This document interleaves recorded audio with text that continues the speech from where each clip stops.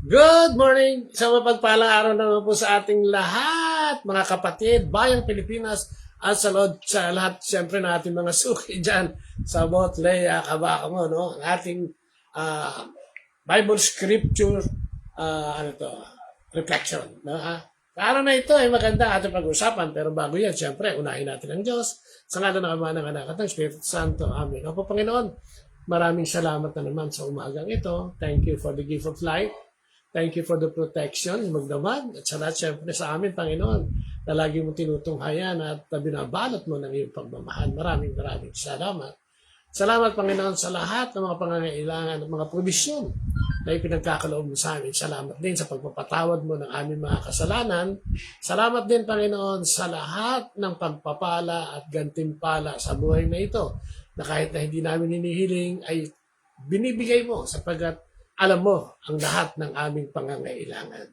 Samahan mo kami sa programang ito, gabayan mo ako ng kabanal-banalang Espiritu upang makapagsalita ng ayon sa iyong pamantayan at kagustuhan ang iyong ipahayag ngayong araw na ito'y binabalik ko sa iyo. Nagamitin mo lamang ako bilang instrumento sa pagsasalita upang magkaroon ng kaganapan ang mga salitang ito at pakinabangan ng lahat ng nakikinig sa ating programa. Maraming salamat, Panginoon. Dinadalangin ito sa matamis na pangalan ng iyong anak na si Jesus, kasama ng kabanal-banalang Espiritu ng Diyos at ng pananalangin ng mahal na Inang Maria, lahat ng propeta at lahat ng iyong mga kawan na ginagamit mo sa paghahayag ng mabuting balita. Maraming salamat and glory be to the Father, to the Son, and to the Holy Spirit, as it was in the beginning, now, and ever shall be, world without end. Amen and amen. In the name of the Father, the Son, and the Holy Spirit. Amen, no? Like and share, huwag niyo kalimutan, ha? Amen. Hanggang mga umagang ito, ang tatalakayin natin ay Matthew 12, no? 14 to 21. Nakakatuwa ito, no? Dahil dito yung nakabase na naman, ano? Yung kagandahan ng loob ng Panginoon, no? Yung kanyang pagiging mababa. Sabi nga sa reading ngayon, kahit na yung walis tingting, o walis tambo, yung tambo, no? Hindi kanya kayang baliin, ano? Malumanay siya magsalita. At lahat ng, so pwede mo nang i-generalize na lahat ng pamantayan ng tao, bilang tao at bilang makadiyos na tao, ay ginawa niya. Sapagkat siya nagkatawang tao, siya naging tao, no? Totoong tao at totoong Diyos. Kaya sabi nga, alam niya lahat ng ating hinanakit, sama ng loob, ang amang mga problema. At ang kanyang buhay, inalay niya upang tayo tubusin sa lahat ng mga ito. Sa reading kasi ngayon, no? Sa Mateo 12, 14, ito yung nagsasalita siya at nangangaral at mga pariseo at mga iskriba, ang kanyang mga kritiko, ay gumagawa ng paraan para siya tuligsain, kontrahin, upang magkaroon sila ng batayan, no? Para siya ipabitay. No? Madalas itong reading na ito, pag mahal na araw. No?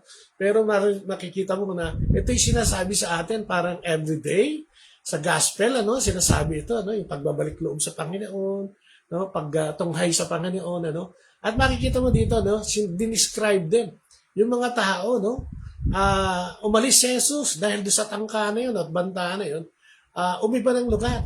Pero yung mga tao ay sumunod sa Kanya. Sumunod sa Kanya. So, ano ibig sabihin ito?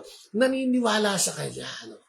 Sa ating kasing pananampalataya, kailangan may mga sangkap o may paniniwala o may mga elemento na dapat nating inilalagay, para tayo ay lalong tumibay sa ating pananampalataya, Yung paniniwala at pagkilala kay Kristo. Ano natin magagawa yan? Sa pamamagitan ng pag-aaral sa Kanya, sa mabuting balita, at pakikinig na iba't ibang uri ng mga panayam at pahayag ng mga taong ginagamit ng Panginoon, para tayo magkaroon ng unawa sa Kanyang mga turo.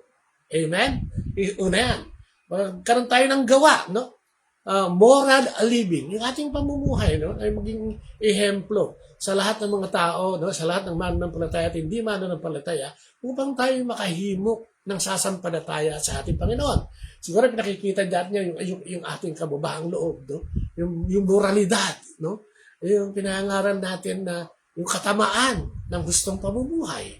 Hindi lang natin pinangangaral to, lahat ng tayo magsasalita, kundi ginagawa natin, Hindi ito passive lang, hindi dinidemonstrate lang, Ito'y pinakikita at ginagawa. Sabi nga ng mga magagaling magsalita sa mga seminar, walk your talk. Pag pinangaral mo, nanggagaling siya sa Diyos eh. Pag pinangaral mo kasi, inaaral mo salita ng Diyos at ihahayag mo sa mga tao. Pag ito inaaral mo at nalaman mo, dapat hindi mo lang hinahayag, ito'y ginagawa mo rin.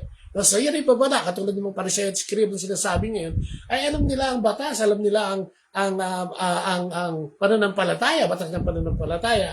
Pero it seems na hindi natin makita sa kanila, no? Ayon sa mga turo at teaching, sa mga kwento, sa Biblia, ano ang pangatlong elemento? Pagpapasakop, no? Pagtitiwala, entrusting, no? Placing one's ultimate trust in God, no?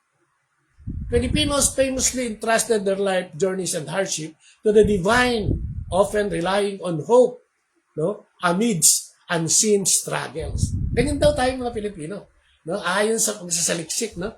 Inilalagay natin sa kamay ng Diyos, no? Yung ating paglalakbay sa buhay na ito, umaasa tayo sa Diyos, sa kanyang pananalig ito ng palataya. At syempre, no? Gumagawa din tayo. No? Hindi pwedeng puro lang tayo salita. No? Hindi pwedeng puro pagtitiwala lang. Yung pagtitiwala yun ay may kaakibat, no? Na syempre, kuminsan meron yung mga pagsubok, may mga struggles, pero hindi nawawala. No? Yung pagpapasakop natin ay laging nandyan. Yung ating gawa ay laging base sa moralidad ng Diyos, sa kanyang turo't aral. Ano, ha? At ang huli, yung pang-apat, pagsamba at panalangin. No? Faith is deeply relational and communal. No? May relasyon, may pag-uusap, may komunikasyon. No? It is expressed through prayers, no? Novenas, and active participation in Catholic liturgy.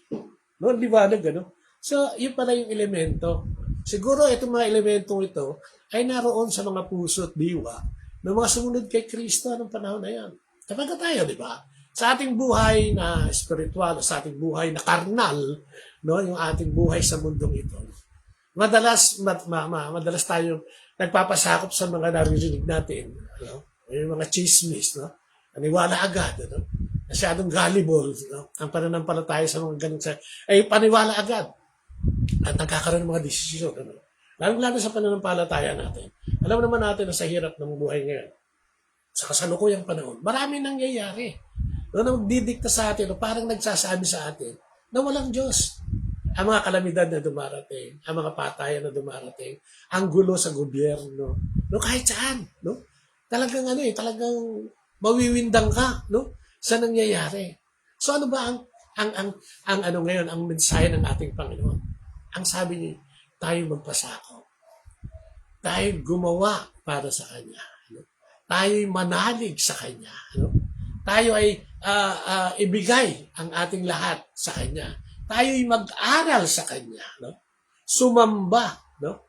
At higit sa lahat, huwag natin bitawan yung ating pananalig sa Diyos. Fight the good fight of faith. Maraming mga pagsubok na darating. Habang tayo nabubuhay, meron tayo niyan. Pero kailangan nakaangkla tayo sa Panginoon. No? Prayers, study, no? Service. Yun ang mga kailangan. At tunghayan din natin ng mga sakramentong ibinibigay sa atin ng ating Catholic faith. Ito'y makakatulong na malaki. Ngayon, alam ko maraming nakikinig na maraming problema. No? Hindi natin pwedeng sabihin kaya kong lutasin yan. No? Ako ng Diyos kaagad-agad. Kailangan natin magpagsakop, magtiwala sa kanyang kapangyarihan. Kung minsan titignan natin ang mga problema natin ay dumarating dahil din naman sa ating mga pagpapasya o yung ating mga choices. Sa araw na ito, sinasabi ng Panginoon na pumili tayo. Katulad ngayon, ang mga Scribe at Pariseo nagpasya, natulog sa Jesus at papatay. No? Dahil hindi sila naniniwala sa Kanya. No? Dahil siya'y salot sa kanilang pananampalataya. Pero salot nga ba? No? Alaban nga ba? No? O yung mga tao na pagkatapos makita yung mga Pariseo at Scribe yung mga plano nila, ay patuloy ding sumama kay Jesus at nakinig sa Kanya.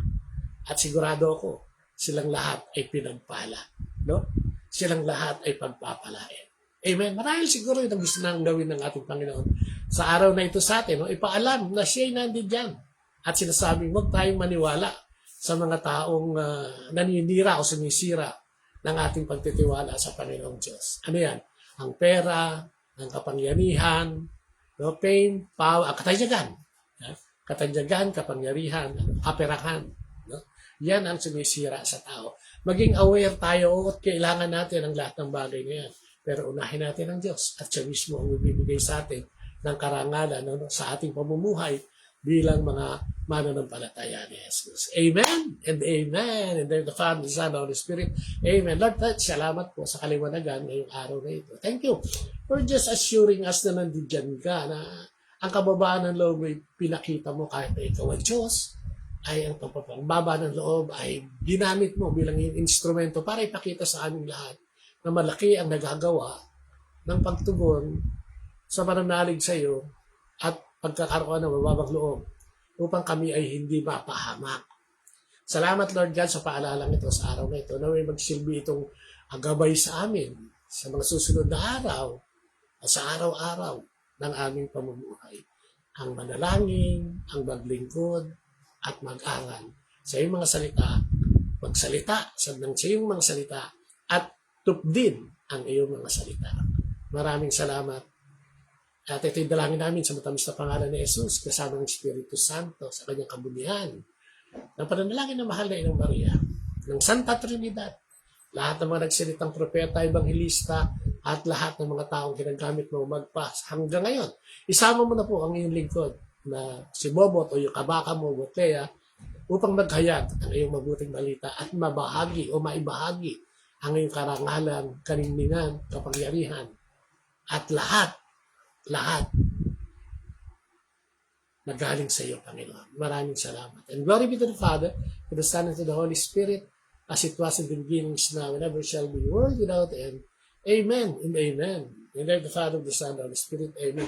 Good morning, Brother Rafi, musiko, is watching. At yung mga nakikinig pa dyan, yung mga nakikinig pa dyan sa program na ito, kaya i-share, i-like, i-share, i-follow. Ayan. Sa YouTube, meron din po tayo, kabaka mo. Makikita niyo po yung mukha namin doon mag-asawa. Sa YouTube, sa Instagram, meron din po tayo.